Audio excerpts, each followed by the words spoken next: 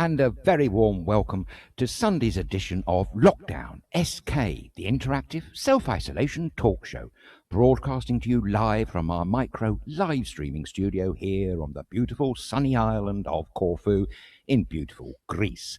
Should there be an interruption to this transmission today, please log on to our website, which is www.StudioKerkyra.com, or the video platform, which is Vimeo.com, or else good old YouTube, where you will see our videos and films in superb quality high definition.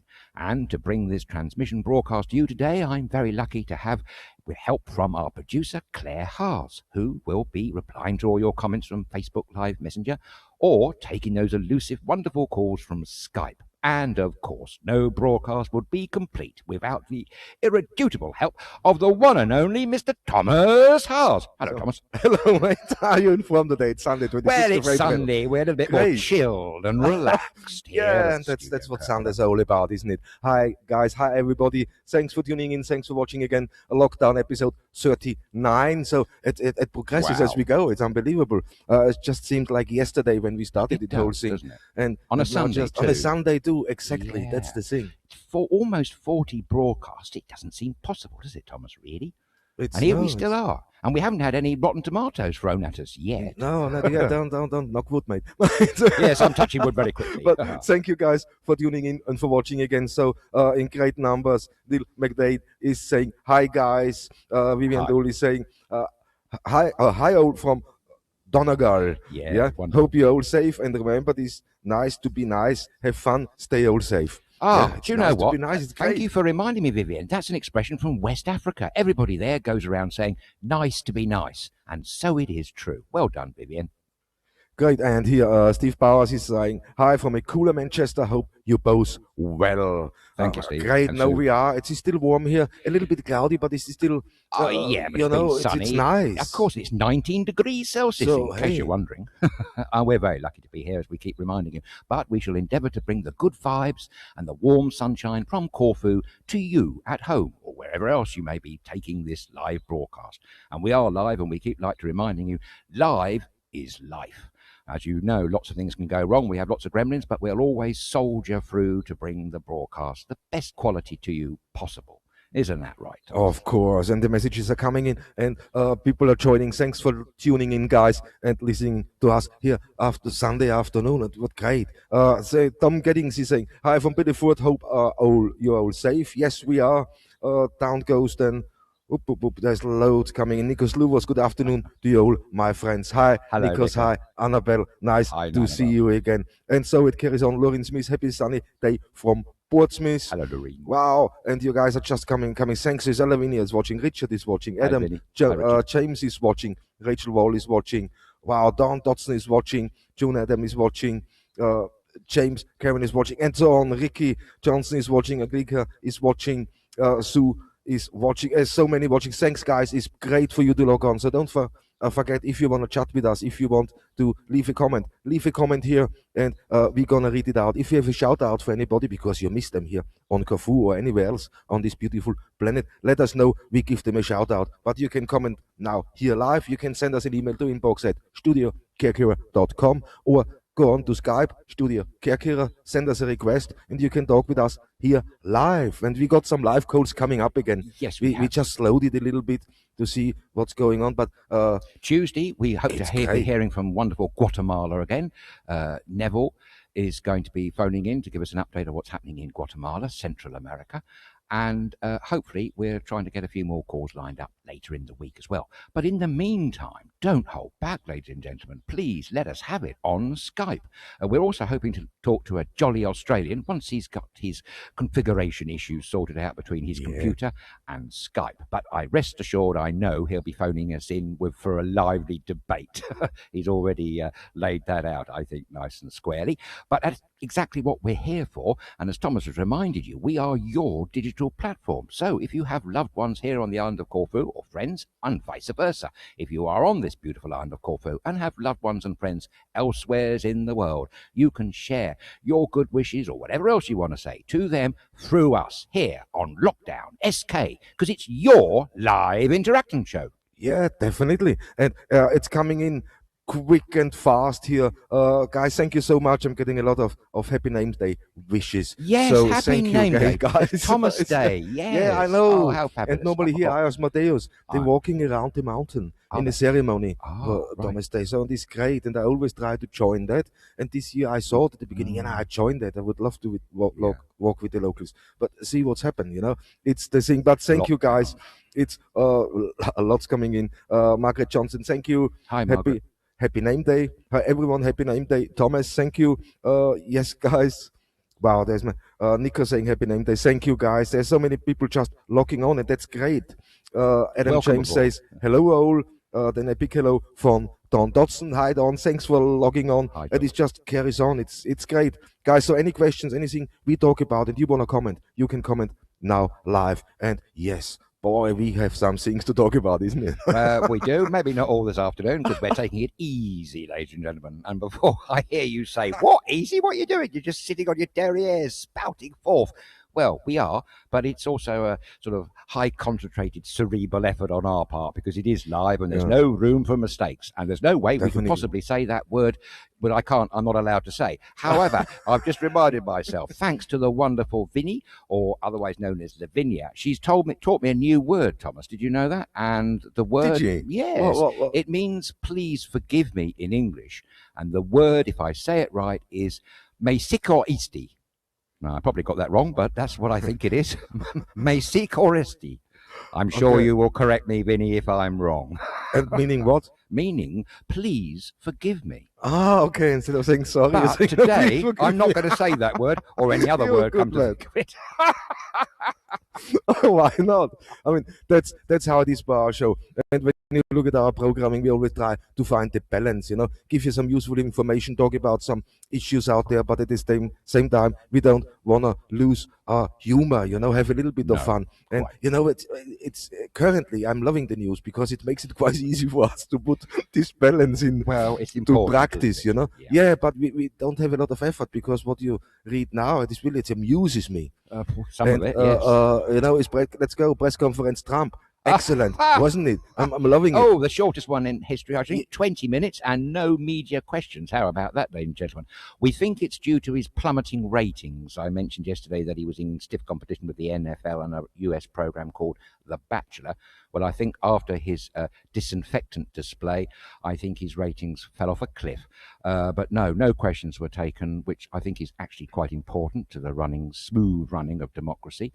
And he was only there for 20 minutes, handing it over to his scientific advisors. Nice to pass the buck, isn't it? Well, it's great how he walked out afterwards. I enjoyed that. I didn't actually see that. Yeah, no, there were nothing. The journalists were ready to ask him questions, but he just turned around and walked quickly out, but very, very quick. So I don't know. Okay, well, he's obviously accountable to no one. Remember that when you're at the ballot box in America in November 2020 elections. Do remember. It's, take your bottle of Lysol with you as well. Why not? Yeah, but when I look, I got some great images what just came out after the press conference. But I showed that a little bit later. I think it's great. But I had their one. This got sent from Vivian, because we spoke. Wait, I have to switch over here. Sorry. From Vivian, where we spoke yesterday. How her husband wanted to make a face mask out of her bra. How could I forget? He can wait a long time, he said. Yes. She said. No, we laughed. Very wittily. Vivian's definitely very witty. But you know what? He managed it. And that's especially for you. Vivian said, please show that to Adrian. Fantastic. Here it is. That's brilliant. Well done here, Vivian. You're as good as your word. And well done to your jolly husband as well. Does it work? And how comfortable is it for him? Perhaps you could ask the good gentleman that. That's amazing. Thank you very much for sending in your picture there. We love hearing selfies, pictures, experiences, films, videos. We'll take them all on board. We just want to share your experiences during this lockdown period. And that certainly cheers us up. Thumbs up to Vivian and her jolly good husband. Marvellous. Great, thanks for that one. But here is another one, what made everybody laugh yesterday. I saw that as is brilliant. I laughed my head off. So, I mean, it's straight to the point, isn't it just? And following so neatly on from that very embarrassing... But we all saw that. Have you seen the reply from North Korean leader? Not especially. No, I've seen a few things. No, man, he tweeted them very, very quickly after that one. I no longer crazy leader, craziest leader. Lol. Yes. That's actually a good picture of him, although he's having a bit of a bad hair day. But look, on a serious note, he is reported to be quite seriously ill. Some are saying he's not even still alive. I have no idea about vouching for that, but he did miss a most important day on the 15th of April, which was the huge ceremony commemorating his grandfather, who founded the current state of the Democratic Republic of North Korea. He missed that for the first time ever, I do believe. There's rumours that he's had heart surgery and all sorts of things. We simply don't know. But anyway, one thing we did know from that photograph, he had a bad hair day. Definitely. And certainly, I think there's some running there for Trump. Yes, absolutely. So I think people are waking up and he feels the repercussions now of what he said. Maybe he woke up or maybe a bird told him, mate, you know what, did you just realize what you said? I don't know, but he didn't just say one thing about disinfectant. He made it worse by irradiating the body with UV light and all sorts of other sunshine. That was another one, wasn't it? And all sorts of other things. Not to forget, of course, who could forget the hydroxychloroquine incident, which is actually a malaria. But as we pointed out, it's actually designed not just for malaria, but for a very debilitating, awful disease called lupus. And because everyone was rushing out in other countries, not necessarily Western countries, to buy hydroxychloroquine to perhaps ease the strain of COVID-19. It's left critical supplies for the very people who need it for lupus and rheumatoid arthritis, apparently. So the active ingredient of which comes from China, would you believe? Yeah, it's always the same story, isn't it? So sadly, but let me say hello to a lot of people is coming in, joining here. Lavinia is saying Kali Kyriaki, hi, beautiful Sunday to you. Gary O'D is saying hi from Ireland. Great, Christopher Dabana, hi from Varia Badades. So that's where he's making his cookies. I wonder what he's baking today, Thomas. Sunday afternoon baking? No idea. He lets us know in a minute. Wait a little bit. Richard Cowling is saying hello from the UK. Still looking forward to come to Corfu this year. We would be happy if you come. That would be great. And we got a little bit of news in a minute about what is the relax. We want to relax. We got a statement and we're gonna read that in a minute. While Nikos is coming here, latest from EasyJet. No flights until late June, the earliest. Right. Well, so just that one piece of information has gone back a month, because you read something out about EasyJet only a couple of days ago. I said about the staff being on furlough until the end of May. You suggested there were flights at the beginning of June. Now that's saying something completely different. It's extended it further out. You just said the end of June, haven't you, Thomas? So basically, we don't know. It's very much, ladies and gentlemen, up in the air. But as I say, we do have some information for you shortly from a statement that we got from Ant1, which is one of the main TV networks here, quoting the Greek ministry. Yeah. Sorry, and here it goes. Stephen Stoley McGabe is writing. I hope that when this all is over, that the both of you will join me in Illusions Bar in Cassiope for a mythic cocktail or mythos or cocktail or 2 or 5. And so thank you very much indeed. For sure. Christopher Dabana, breaking news: Trump is going to do a duet with the Bleach Boys. Very witty. That's a good one. Yeah, you're very good. There's a lot. Adam James is writing. Hi, Adam. Ken Thomas, shout out. Go to the chopper or I'll be back. Ask for a friend. No, because it's once, no, I'll be back. So that's it.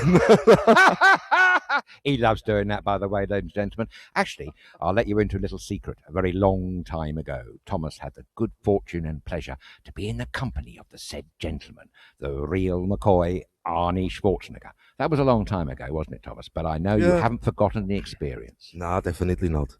So it was a special day, so it's a thing. But it goes back to my childhood too. I saw him a few times. So it's a thing, but it's a great. I look up to the man, to be honest, because what he achieved, what he done, amazing. And situations I know a little bit about his life. The up and downs, and it's incredible how he stuck with it and his determination. No, yes, determination is a good word. No, but he's shown and the discipline he has in life, and that have to look up to. And he's still doing well, and he's still doing great, and he's still active and doing a lot for the community, and that's great. And when you see something, it makes you happy, and you can trust somebody. It's Do you know, he's almost the personification of the American dream, isn't he? A lowly immigrant, perhaps, or I say lowly, not exactly famous or certainly not wealthy, arriving in America and ending up not only being an international movie star, but also governor of one of the largest states. I mean, extraordinary. And if Arnie can do it, I'm sure many others can do it too. But you know what? Arnie always made a tremendous impact in all the films that he ever appeared in. I hope one day he can come back on the screen and dazzle us again with his his affectionate delivery, shall we say. But he certainly cut a wonderful figure with his screen presence. Thomas, can I just say hello to a few people? Of course, please carry on. I'm getting great messages in. Thanks, guys, for taking part. So, in such masses, that's great. So, if you have any questions to ask, just let me ask. Write me an email, send me a message here. I'm gonna see that, or if I missed it, Claire, let me know. And today is a lot of things going on, but you first. Well, just a few. I was just wanting to reiterate the point that we here at StudioKerkyra on Lockdown SK are sending all our sunshine to all the lovely residents and people of Ireland, all our Irish friends, especially there. And also, I'd like to thank Nico Louvros in London for pointing out exactly who Ben Warner is. We mustn't get confused between Ben Warner and Ben Wallace. Ben Wallace is indeed, I do believe, the Ministry of Defence still in the UK. Certainly was a security minister before that. But Ben Warner, the guy I mentioned sitting in on that SAGE group along with Dominic Cummings on the 23rd of March, is actually a computer scientist and statistician, I do believe. And he was the guy, thank you for pointing this out, Nico, that predicted the Conservatives at the last general election in 2019 that they would win 364 seats. Well, do you know what? They actually won 365. So I can't argue with the gentleman's scientific acumen or anything else. So maybe Mr. Ben Warner had every right to be there. Whether he voted leave or campaigning for leave is irrelevant. He's obviously got a reason to be there. Question remains about Dominic Cummings, but we'll leave that for another day. I would say one thing, though. I may disagree with Dominic Cummings most strongly in certain ways, but I do not wish him ill. And I heard that he had suffered COVID-19 himself, 10 days bedridden, and his wife reported that he'd actually collapsed. So he must have had it quite severely, and I wouldn't wish COVID-19 on anyone, so I'm glad he's making a recovery. And then we can bait him and debate with him some more. Now he's well. Now he's well. Yes, no, and this is how it should be. I get more messages in. Andrea from the United States is writing in. Hi, Andrea, thanks for watching. She said, I just want to let you know, guys, that thing regarding Trump, disinfection, is prefabricated by the media. There is no such thing. So I don't get it. Well, Andrea, we've seen it on Twitter, and I saw the film myself. I can't believe someone's faked that. I really can't. And her reactions, Dr. Deborah Birx, B-I-R-X, says it all. I mean, honestly, what she means there is a little bit, I think they took this a little bit out of context too. Oh, well, maybe that's so the case. I think that they guilty of taking that, pushing that further is what actually said. But him as president, he must know what he says before he says it. So it's he's a salesman, and that's what I see when I watch his actions. It's like watching a salesman from this multi-level marketing sales thing, right? Yes. And he behaves the same way. Yeah, I mean, you see so many similarities of totally. that. That's all he is. He's a business and salesman. He should never be allowed to run a country. And he was a TV personality on America Apprentice version of, wasn't he? And that's probably what he's still got in his head. Still in his head. One thing I'll make absolutely clear, and thank you, Andrea, for reminding me to do this. It's actually true to say that he didn't tell everybody to drink disinfectant or chlorine or bleach. He didn't say that. What he actually said was he opened the question out and suggested that his scientific advisory team could look into running tests. That's actually what he said. Yeah. I did read the transcript of the aforementioned conference out to you yesterday. I haven't got it to hand at the moment, but he didn't actually say you must go home and drink bleach, and we're not indicating that he did. But his whole communication was one of, have you tested this? Have you looked into that? And it was those questions that he posed his team, Dr. Deborah Birx being the one right there in the firing line.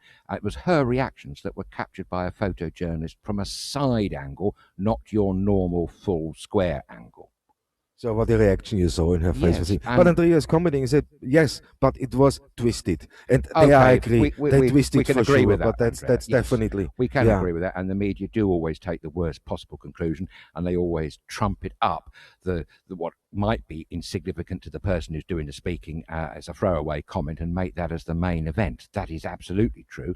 But the fact that he was even thinking that his precious scientific advisors should be wasting their time testing disinfectant, chlorine, bleach, and irradiated ultraviolet light inside the body is also, I think, still questionable myself. But but here you see, but David Roseman is writing in, but this comment alone, you can see what damage it done everywhere. True. He says, my niece bought some alcohol wipes from her local chemist shop this morning, and the shop assistant asked her if she was contemplating eating them. No, really? Thank you, Donald. It's but they have to make sure now, don't they? Totally. And following on from that point, did you see in yesterday's news that in the New York City, the day after this aforementioned White House conference that we're talking about, the amount of admissions to A&E in New York City went up by 100% for people worried about ingesting chlorine and bleach.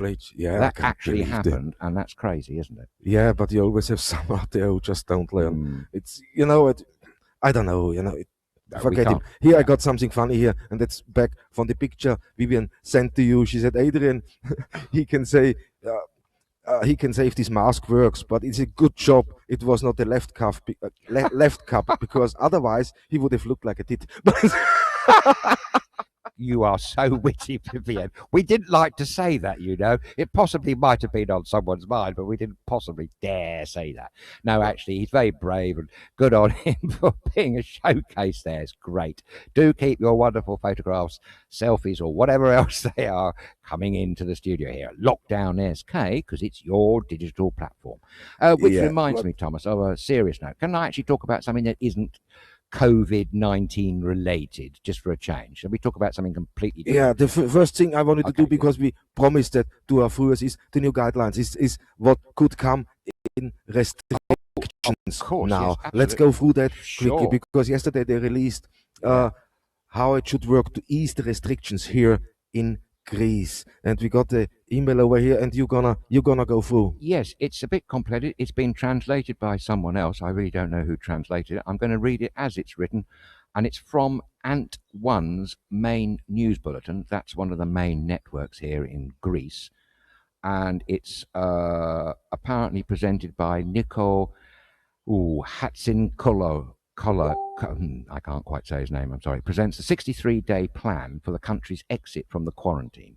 According to the report, the plan will be in the long run, and the process will be long. Initially, on April the 27th, public services are expected to operate, such as mortgage offices, magistrates' courts, and courts of first instance. On May the 4th, travel will be allowed throughout the country, with the exception of the islands. Also, the gatherings will be limited to 10 people, while also on the same date, the companies will open outside department stores and large individual stalls with rules. At the same time, personal hygiene companies and hairdressers will operate exclusively by appointment and with a schedule for the opening hours. On May the 11th, only the students of the 3rd Lyceum return to their desks. On June the 1st, there is a proposal for the reopening of the Court of Appeals and the Supreme Court, for the opening of department stores and large individual stores that operate according to rules that will be applied. In the same week, we will have a reopening of sports facilities for individual sports, outdoors, and with restrictions. Also, museums and archaeological sites are opened, and at the same time it is proposed the return of the students of the 2 classes of the Lyceum and the whole high school. Coming to the end now, bear with me. On June the 15th, it is proposed to reopen the remaining public services, leisure parks, theme parks, playgrounds, etc., and other sports facilities, reception venues, event venues, and festivals. It is also proposed to start operating small-sized holiday accommodation, rooms for rent, and camping grounds. It is proposed the reopening of catering businesses with rules, but also the return to primary schools of primary school students and students. And finally, on June the 29th, hotel units will be operational, but with a fullness limit. That was the rather long and slightly complicated statement that was published by Ant1, one of the main Greek networks here, from a representative of the Greek government, which is a 63-day plan for the exit from quarantine. Yeah, this one then yesterday who released that, but that's not confirmed yet, you know that. No, that's not. Just in discussion. That's what they discuss. So we have a little hope there that on the 4th of May, the travel restrictions within the country come down. That's great. We can start moving freely again. But mainland, not to the island. No. So that's a restriction what still stays in place. So that's you know, for us it would be brilliant because we can start moving around. We can show you, carry on with lockdown, but we can come from different locations and show you a little bit more of this beautiful island. So it's great, but we have to take that still with a pinch of salt, because especially with the tourism now, absolutely, Thomas, that's another thing, you know.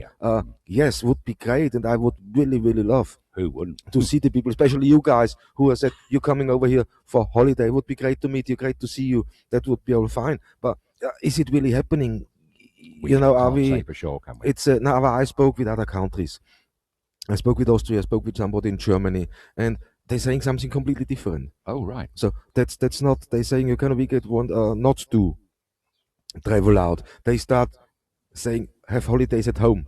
Have your camping holiday at home.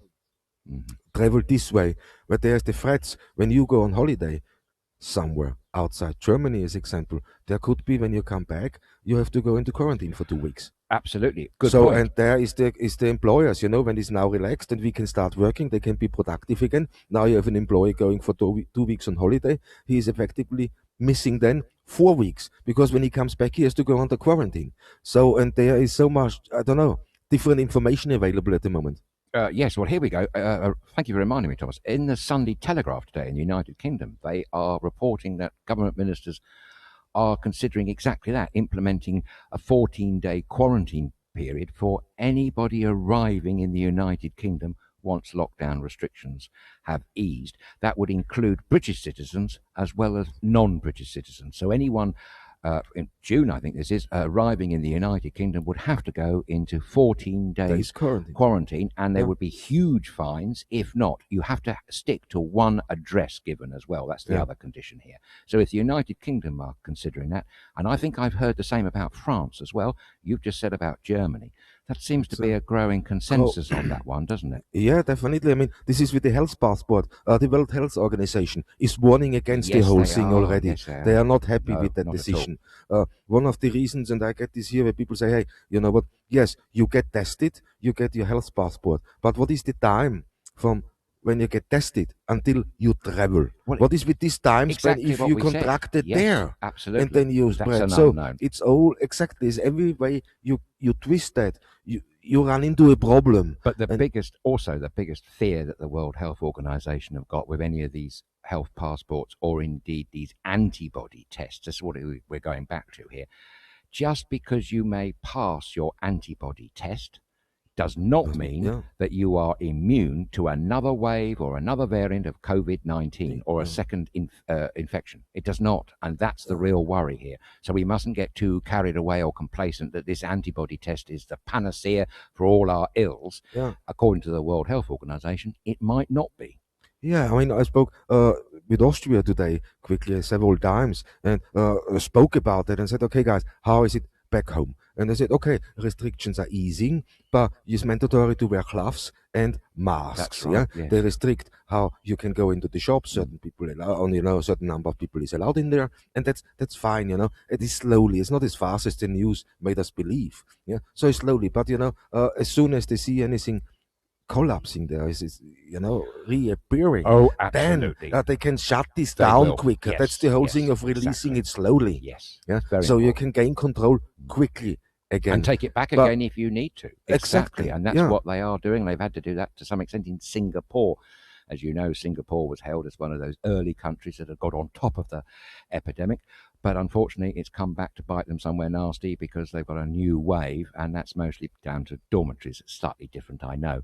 But it does underscore the importance of not being too complacent. Complacent, yeah. But then carry on talking about tourism. Listen, Greece is opening up. Try to, and they implement steps now to do so. They're saying, Spain, Italy, Turkey is out of the question for holiday. And then talking, and they said, yes, but where do you want to go? Like, when you go Italy holiday, I don't want to go on a holiday where I have to wear a face mask and gloves. Not really, not the same, but, is it? Here, we don't have that. So, you know what, to come here, and you can have a kind of holiday. There's no restrictions for us, face masks, no gloves. It's not mandatory here. Not at the moment. It's the thing, but now you come from a country where it is. Yeah, and then you go back. So it's. I think on that one, I would advise anyone when they can get here is to bring your own gloves and masks and whatever. You can't rely on the fact that you're going to be local supplies. We've had our own troubles getting hold of masks and things, haven't we, Thomas? The other thing is reported in today's UK papers. They're getting very excited about this new finger prick test. Possibly the same one that Amazon.com reported a few weeks ago, possibly a month or so ago now, that they were rolling out across the United States and probably the world. Apparently, according to the Sunday Times, I think it is, the British government have ordered 50 million of these finger prick tests, which will give a result within 20 minutes as to whether you've had COVID-19 or have got it and what state your antibodies are in. But of course, I've just said a minute ago, the World Health Organization is not happy about that. But there's a website here. I don't know, maybe this is to another comment. She says, there's no proof of what you just said. Raw data shows that the biggest problem is the tests itself. And there is a lot of false negatives in testing. Oh, well, that's been the case, Patricia. Absolutely. A load of test kits have gone back, not just from the United Kingdom, but from other countries around the world. They've had to send them back because they're faulty from China. There's another load of test kits the French police have discovered on the black market in the last 24 hours. What we're talking about today is in the Sunday papers in the UK, which is a new finger prick test, which the British government are talking or thinking about ordering 50 million. But as we just keep reminding, the World Health Organization don't really rate the validity or the credence of these tests. You'll have to take it up with them, I'm afraid, Patricia. What do we know? We're just reporting the news. The news. But thank you, Patricia, for pointing these things out. We always like to be kept on our toes. Definitely on our toes, yeah, man. But here she's saying now, Patricia is saying, lol, gloves and mask in 39 degrees weather. Oh, yeah, that's another thing. Patricia, no? It'll be very steamy, won't it? Yes, not the same. It just won't be the same. But they are warning us all that life will not be quite the same after coronavirus. And don't forget, there's this new thing they've devised, isn't there, of measuring time epochs. There'll be BC, which is before coronavirus, and AC, which will mean after coronavirus. Personally, Thomas, when I hear the combination letters AC, I think of that fantastic motor car, the AC Cobra. AC Cobra. Sounds sorry, it's the petrol coming out on me on a Sunday afternoon again. But yeah, no, you're not wrong there. It's the whole. We have to synchronize that more. It's good. One country thinks, God, Greece got this great under control. They said this about Austria too. How they coped with that. That's why they were able to contain that relatively quickly and well for the country. But other countries are hit worse. So making now, having from a country what the death toll like United Kingdom over 20,000 now. In hospitals. Yes, I can't see that traveling from happening. It's. Do you want to really risk that to get people over here who are infected? I mean, on the other side, yes, we need it on the island for the business. Yeah. It's very, very important. There's, it's bad if that won't happen. And if we can get somehow a holiday season, July, August, September, October, no, of course, it would help the island tremendously. Totally. If that won't happen, I don't know. It looks bleak to me. I think, honestly, there would be a strong case if it didn't happen, where the island, all the islands, would have to have some sort of subsidy from either central government or indeed here, the EU. Now, they keep talking about these new packages. I mentioned one yesterday. They released 540 billion, most of it going to southern states, but they highlighted Spain and Italy. I didn't see Greece's name mentioned there. I think the short answer to that is, quite frankly, as tourism is such an important part of the economy of this island and many other Greek islands, there must be in place some sort of financial rescue package for the people who are most likely to be badly affected, and then gear everything up for next year's holiday season. Yeah. I think possibly. Definitely. Why I got Nikos Luvos, he sent me his email he received from his booking he had now. Right, but yes. I wanted to read it, but I think maybe Nikos, we can get you live on air and we can talk about that now, because it's the feeling about it. What do you really do? They offer you compensation, and because it's a high travel time, he booked that, so he has a greater choice, but they're pushing you to Europe. In this email, they're pushing you to other places, destinations in Europe. So it's a and the next thing, when I spoke with people, they are promoting now. The countries are promoting already. Make holiday at home. See, yes, what we started saying a couple of weeks ago. Come at home, do the holidays in your own country, go camping, explore there, so you can contain that. And maybe that's gonna be a trend. Yeah, you don't know, but I think so. There is a trend. A trend of staycation was actually starting to grow before this wretched pandemic reared its ugly head, quite frankly. But definitely now, I think that will be the case. And I think we have to repeat again, Thomas, that don't get overexcited, don't get too optimistic. Yes, you can see by what you've heard, the ministers involved and everybody else are trying to do their best to bring tourism back as soon as they can when it's safe. But I really think you can also deduce that no hard and fast statements have been made, and nothing is set in stone or written in law as at the moment. And to be fair to these people that have to make these huge decisions, it must be very difficult, because not all the facts are there. Can they guarantee of the reliability of the information from their scientific community, for instance?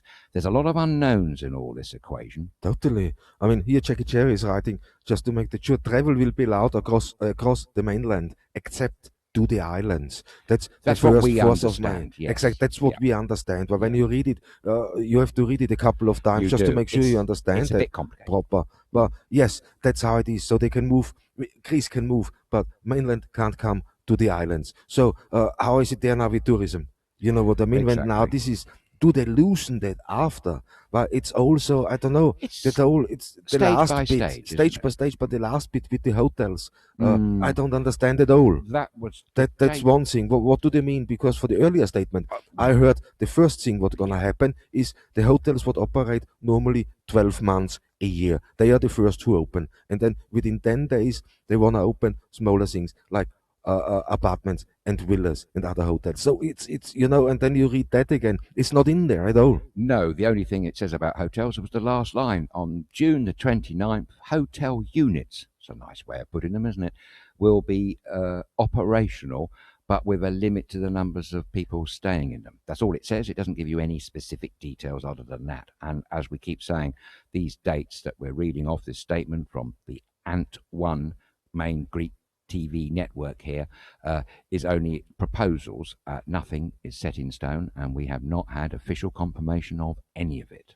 No, totally. I mean, here is a good thing from Patricia coming in. I agree with Greece. So far, Greece has done well, definitely. However, the next step should be testing. What are they waiting for? So far, they have only tested 64,000 people.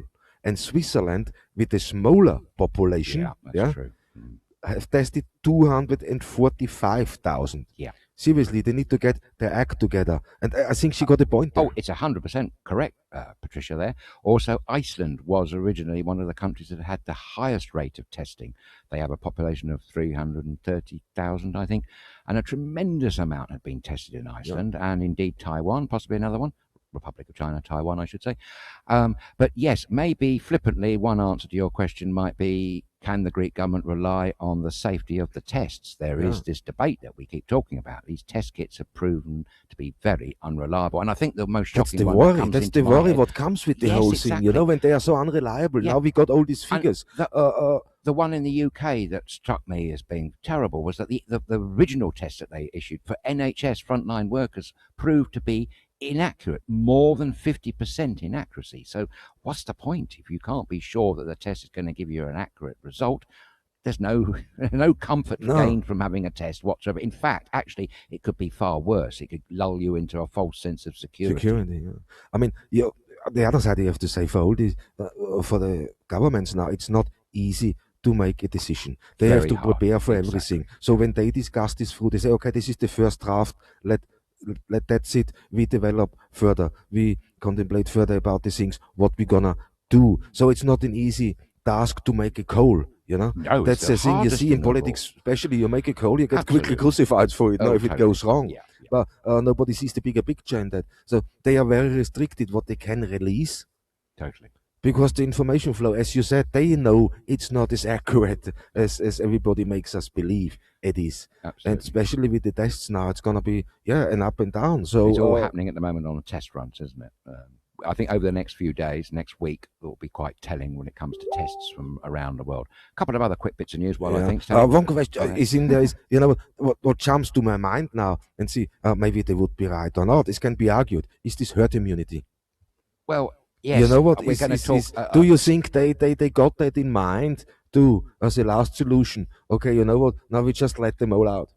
Probably, but I don't know, because the World Health Organization and that survey that was conducted in Austria a week or two ago proved that actually it's inconclusive.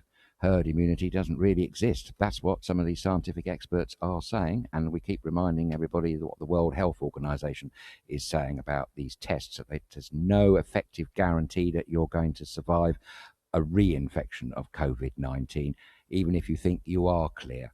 And that's a serious point to consider. Now, I know you're probably moaning at me mentioning the World Health Organization because there is such a lot of negative publicity about them. Maybe some of it's justified, but let's be honest here.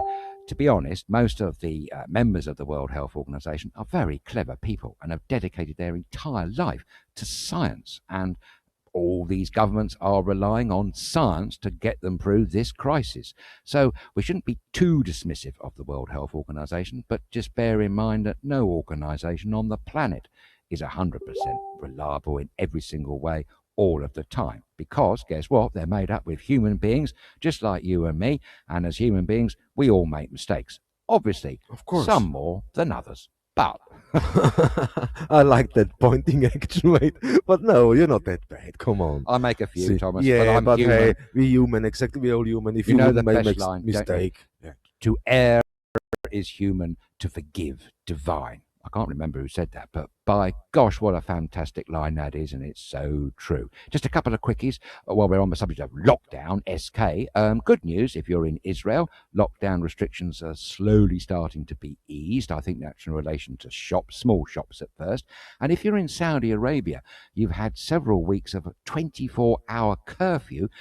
Ramadan has just started, you know. You'll be very pleased to know that they've cut the curfew times down, and you're now allowed out between the hours of 9 o'clock in the morning and 5 o'clock in the evening. So that's one good bit of news in Saudi Arabia. Cool. And from here, so guys, if you want to comment here live on the show, don't hesitate. Write us now a comment, talk with us, and give us your opinion, or send us an email to inbox@StudioKerkyra.com, or log on to Skype, StudioKerkyra, and send us a message and we can talk with you live here on the show. I mean, I'm getting much more messages in here. Jackie Jerry is asking, have they said when they can go, when we can go swimming in the sea again? Is there anything in it? Is nothing in there, is there? Well, that's a good point, actually, Jackie. I thought I did read something that there was, I think the answer to that may be June the 1st, when they're talking about reopening of sports facilities for individual sports outdoors. Well, you could count swimming as an individual sport outdoors. So presumably, if this statement is to be believed from Ant One's main news bulletin, then we're looking at June the 1st for swimming. Yeah. But so June the 1st for I swimming. don't think but we're not no, talking let's group. see, but we keep we're this certainly updated. not talking synchronized swimming, that's for Synchronized. sure. Yeah, 3 meter distance. You know? That'd be difficult, wouldn't it? That would be quite a great, good man. spectacle to watch. But hey, cool. No, it is great. Man, but you hear stories, you know, when under lockdown now, Winnie is writing in, my 14-month-old grandson went for his first walk ever in Madrid today, as he has learned to walk during lockdown. Yes, great. The first time he has ever worn proper shoes. You know? So how seeing, and she said, Grania Thomas, thank you very much, Winnie, for these wishes. So, but another thing is, now why we're talking about the testing, Patricia Webster is writing in and saying, have you seen the first UK vaccine trial? Question mark. First volunteer died 2 days after having it done. Why would anybody volunteer when most of the scientific community says a safe vaccine cannot be available before 12 to 18 months. Well, that's what we've been saying all the way along the line, because that is the welter of scientific evidence. They warned about that right from the very beginning of this pandemic. Thank you for telling us that. I'm personally very sorry to hear that. I didn't know that piece of news. Thank you very much for sharing it with us. It doesn't really give us much confidence there. No, and that's the whole thing where the disconnect is. The countries have to start talking with each other. Absolutely. You know, like the European Union was intended to. Yes. And that's not happening at the moment. I can't see that. There's the European Union talking and there's all the countries individually talking. Yeah. So what is this all about? I'm not saying the EU is failing. That's not what I'm saying. No. Yeah? But you know what? There has to be more coordination between the countries and the European Union in Brussels. It's simple as that. I mean, here, Ross is writing in. Hi, Ross. Thanks for watching. He's saying, are there any COVID cases in Corfu? Yes, no. How do you answer that now? We have 5 cases, but they're all not here. They got transferred straight to Ioannina. So, theoretically, we have COVID cases here, but they got removed from the island. So, I said, no. So you know what I mean? As you can say, there's nothing what we are aware of where anybody is in danger. So that's what we getting told. As far as we know. And until you had tests for everybody, the tests that work, that is, you're not really going to know. But as far as we know, it's the 5 that were here, but went to the mainland to be treated, presumably, where their figures will be adhered to rather than Corfu Island. So we keep a clean slate, but that's no room for complacency. Simply to answer your question, Ross, we don't know, but that's all that we do know. Yeah.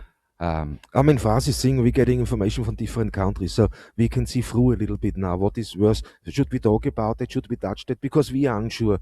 Because of course. We're waiting, we're sitting, we're reading that through, and then, oh, that's something great. We're not gonna talk about that in the show. Only to find out a few hours later, you know what, half of the story is just made up. The figures, no, they don't make sense, because we're thinking about these things. We don't want to give you any false information. We really try to get to the point. And at the moment, you know, let's fingers crossed, we got this slowly under control and we can resume near to normal life. That would be brilliant, and that's what we're praying for, of course. Absolutely. Going back to the vaccines point, Thomas, we all are aware that there are lots of vaccination trials and studies going on right across the globe. There's lots going on in China, Taiwan, Japan, I do believe, Korea, absolutely, and the United States of America. Wouldn't it be wonderful if all these fantastic scientists could collaborate across, maybe using the platform Zoom, why not, everybody else does, to try and work together? Yeah. Collaborate, I think, is the key word on vaccination here. Definitely, and here just getting in from Claire, there is one, what the statement says now, there is one mild case on the island, right? Mild case, no, and the son is also in isolation. So that's the last thing. Okay, that's the one. But I can say a mild case. Do you see what I mean? Now, that's probably a statement from the hospital. There's a mild case. How can you know? Okay, well, he doesn't have a severe case of COVID. That should it be? Not mild. I think what it means is that the person has COVID-19, but so far they are experiencing the symptoms mildly. Yeah. The key point is here, you could have 1,000 people with COVID-19, but maybe only half a dozen of them will be required to end up in an ICU unit. Yeah. That's the key thing. There's not everyone. I mean, we spoke to Alex Preston, didn't we? We've spoken to Olaf Beckers, both of which have suffered COVID-19. Both tell slightly different stories of how their experience but that's what they say. This affects everybody differently. There's the similar symptoms, but some is more, you know, but the extreme cases, they have problems breathing. Exactly. That's where all the oxygen is that's going. That's the big problem what they face there. Then it's mild, where it's like, you know, you got the flu, you got temperature, you're hot, cold, you go through it, bones hurt. Yeah, you know, I think that's the mild. That's the quite absolutely, Thomas. So it's like the flu as well. Some people can have flu, and sometimes that flu can develop into a very nasty chest infection. Mild symptoms we were talking about, or pneumonia. Yes, mild symptoms. So mild symptoms of COVID-19. Mild here. Simpsons. Mild symptoms. Yes, I know. I don't know why was I thinking of Bart. I can't imagine why. But anyway, no. To have mild symptoms here on Corfu is better than having full-blown ICU required. But at least they have doubled the capacity of the ICU beds here in Corfu Hospital, which is good. On the subject of hospitals, quick note that I saw today, the Birmingham NHS Nightingale Hospital that has just been opened at the NEC, National Exhibition Centre. Would you believe, as of last night, it had a capacity for 500 beds, hasn't got a single patient yet. So possibly that's good news for the people of the Midlands there. Definitely. I'm getting a question in from Ross, and he said, so are shops shut in Corfu? Is everything open? Is all travel to the island shut down? What? No, shops are not all open. There's selected shops open, the most is closed down. Yesterday we went through police barrier, so they have roadblocks here in place. You have to send an SMS message when you want to go out, and then you get a message back from the government saying you're allowed to move. At the same time, you have to have ID, ideally passport with you. And then you run into the police controls here, like we did yesterday after the shopping trip. And they look at your mobile phone if you sent the text, if you got the permission to move, and then they look at your ID. If you fail to produce that, is now a fine of 150 euros each person in the car. So if you do, you pay each 150. The second time they grab you, I think it's already 300 or something. Yes, they're putting it up, yeah. and then it goes ridiculous. No, there's restrictions. Nobody is allowed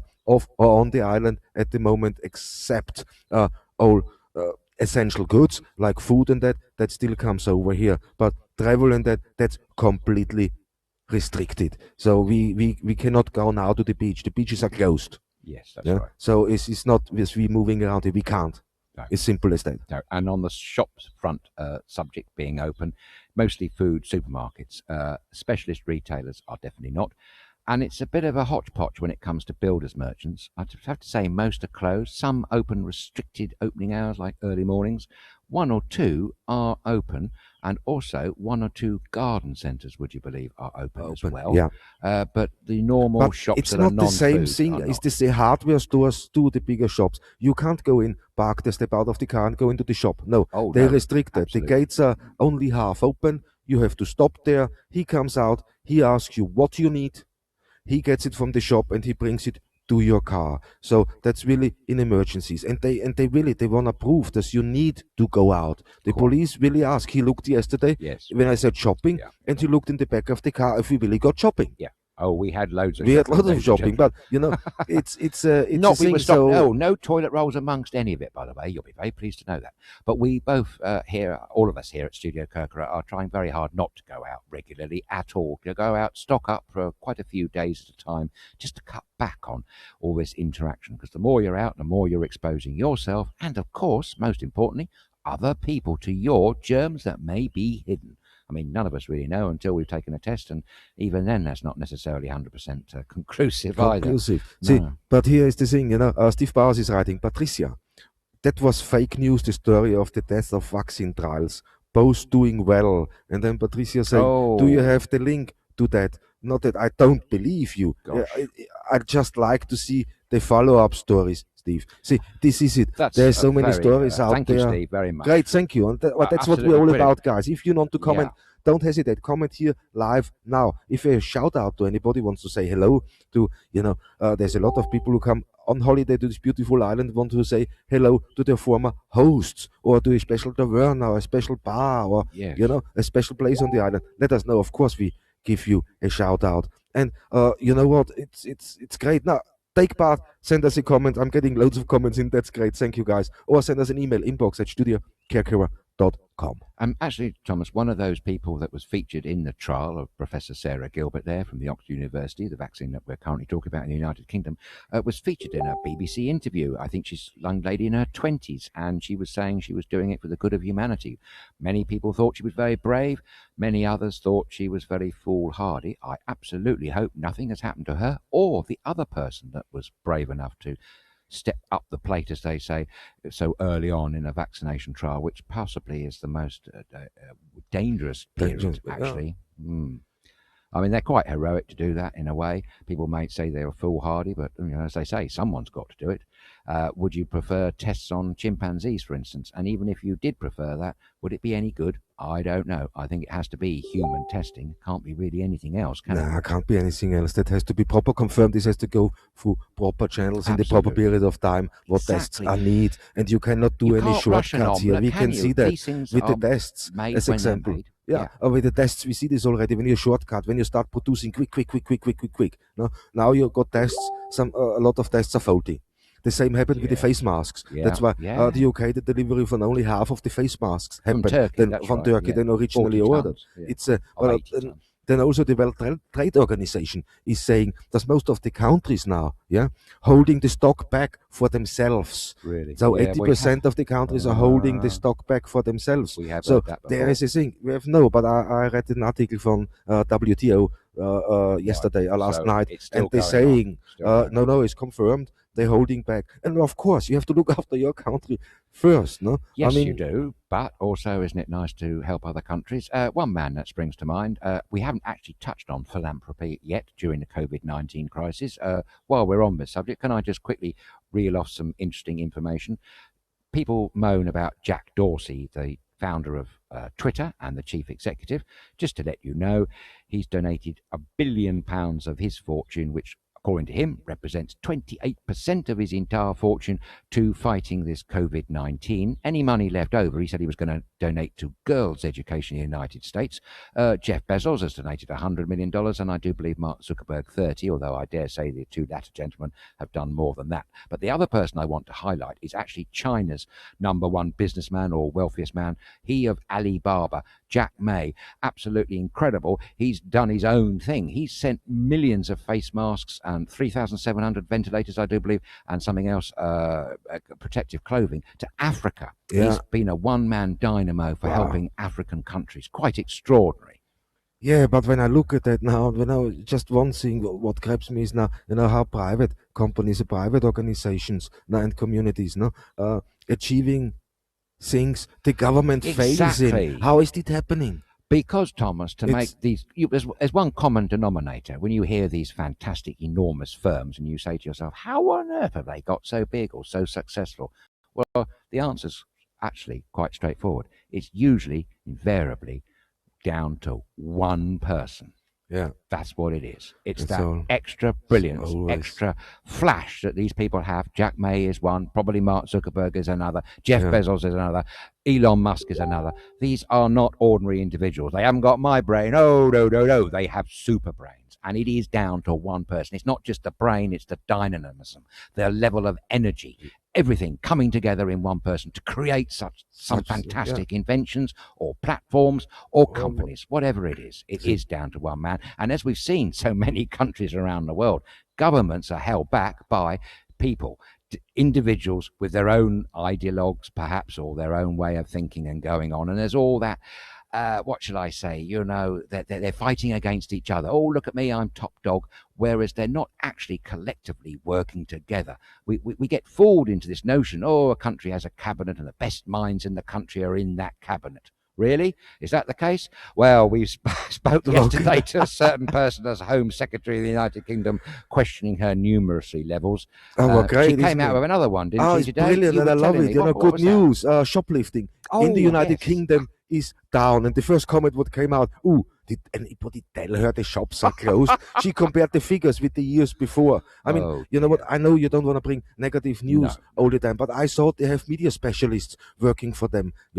Press officers who write that stuff, who talk with them. But man, it seems to be nothing. Or are they all just so, I don't know, clueless of what's going on out there? I have no idea. That's what I mean. Politics, it distanced itself from reality. That's the problem. They lost touch with reality. And then you have people like that putting things out like that.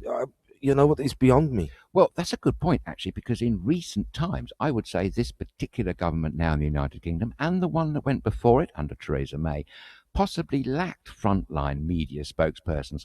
in the United Kingdom, people there were used to listening to Bernard Ingram back in the Thatcher days. They also had Alistair Campbell. I mean, he never held back, did he? I mean, he was very prolific in his media statements for the Labour government of Tony Blair. And we've also had, I can't remember his name now, Mr. Bell, who went on to find a very large communications and PR company. Was it Tom Bell? No, it's the actor. Somebody Bell, I do apologise. But the point is, in recent years in the United Kingdom, there doesn't seem to be an effective media strategist or presenter. And furthermore, in America, how many media people has Mr. Trump himself got through? I mean, he's got through at least 3 or 4, and there isn't anyone in that position at the moment. No, because, there's a problem when you work for somebody, and you do. I know that. You get hired from somebody to the press office to make sure what gets broadcast, it has to be really scrutinized. You have to look through to make sure that this person you represent, you advise, is not saying anything stupid or not saying anything where is a backlash happening. Keep to the facts. There are some tricks you can do. I mean, I'm not going my toolbox out now, but you know what? It seems it's there. It's these people are employees. Yeah. So they do what they told, and they stay in the back and they tell him before this press conference, no, you can't say that, you have to change this. But when you deal with somebody, with an employer who knows everything better, you run into a problem, because you know before the press conference already what's gonna happen afterwards. So for these guys who is doing the media for him there, they probably have a constant headache. I would say so. I wouldn't want their job. It comes down when you hired as a professional, and then your professional advice is not being taken serious because they believe, yes, I know what I do. No, you don't. That's why I hired a professional to tell you regarding media what to do or how to present that, and present this in a way, this, people can feel what you say is the truth. Totally, I agree. And most what we're seeing now seems so staged. Everything is so core. It's down to it. That's not how you do that. I don't know where this got lost in the last, years now. That's a good question. About probably 10 years, I definitely would say, in the United Kingdom. Can't say for Greece or any other country. Shall I bring the viewers another little bit of news? Yeah, let me say hello quickly, because there's lots coming in and we promised a shout out, and I don't want to forget that, man. And Winnie is saying, could you please send love to Angeliki, Spiros, Michalis and the twins and all the family from Alonaki, the Verna Alonaki Beach. Can't wait to eat the best dolomades in the world again soon. Thank you. Of course. So, do you Alonaki Bay, do the Taverna Alonaki? What is it? Great. Isn't it? It's Michaelis, Spiros, Angeliki, the twins, and the rest of the family. A big hello from Lavinia. Oh, yes, and us at StudioKerkyra. That you do the best shrimps, by the way. And didn't they have a fabulous Russian lady working there a few years back, I do believe? Many people actually reckon that's one of the best restaurants on the island. Of course, they're up against stiff competition. We could name quite a few that would disagree. But hey, if you're in the area, do check them out. Do check out. When you can. Of course. Incredible. They're great. I love that there. Yeah. Definitely. But you got some more things, and I'm afraid that's the last we have time for today, because we're going over the hour again. Thomas. It was great. A comment from a viewer of ours, actually. A lady called, I've lost it now.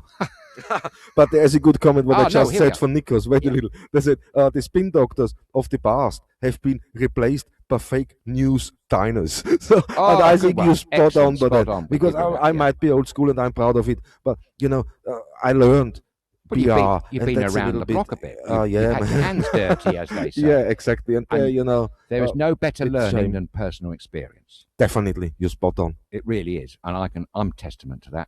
I've never done any of this sort of thing before in my life until we actually got thrown into it with night shift, I should say, and now every day live streaming on Lockdown SK. We didn't have any training; we just go out and do it. Of course, I have some great guidance from Thomas, obviously, but it is very much on the spur of the moment, and you are thinking on your feet. But hey, guess what? That's why we love it, because it doesn't half-tax those cerebral grey cells. My cells are getting very grey. Anyway, on to this piece of important information, I think we're saying, and I'm going to share it with everybody, because it was a post on Facebook, and I saw this from StudioKerkyra's page yesterday from Nala Archer, and she was a new resident of the island, and she's warning about open-ended wells. She befell a terrible accident the other week.